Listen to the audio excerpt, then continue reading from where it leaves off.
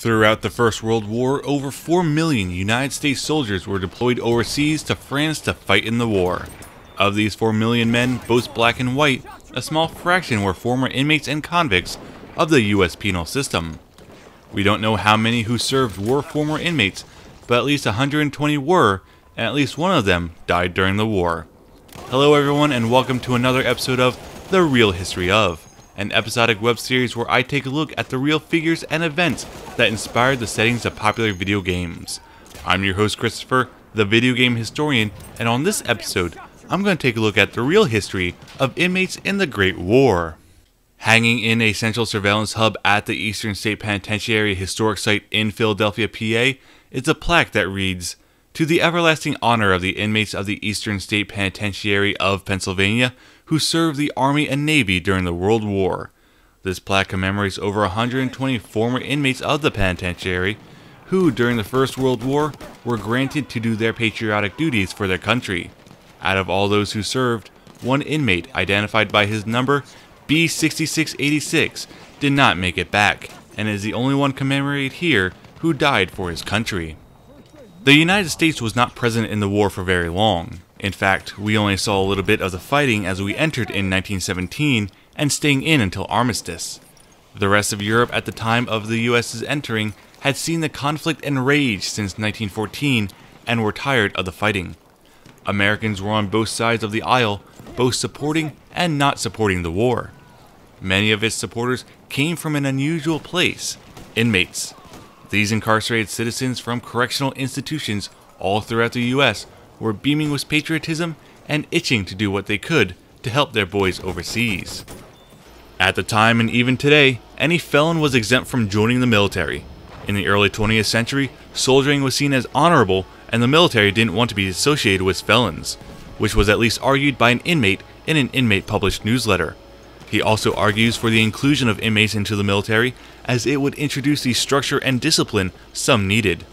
Not only that, but even back in the 1910s, former inmates had difficulty finding jobs once released, and would more often than not turn back to crime to sustain themselves.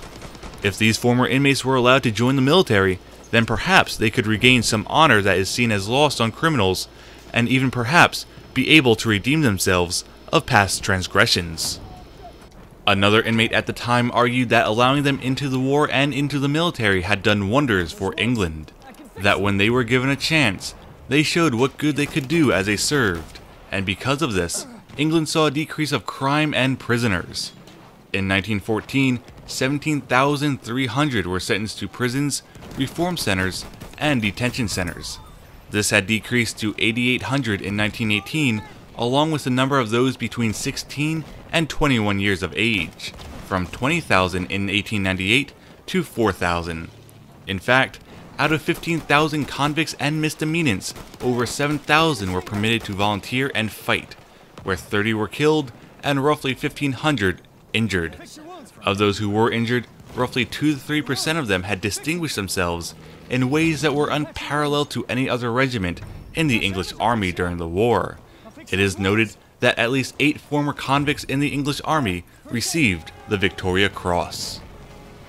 On the American front, nearly 10,000 inmates were paroled on a win-the-war measure, where upon their release from prison, were placed in various industrial labor positions, with many sent to farms to help out.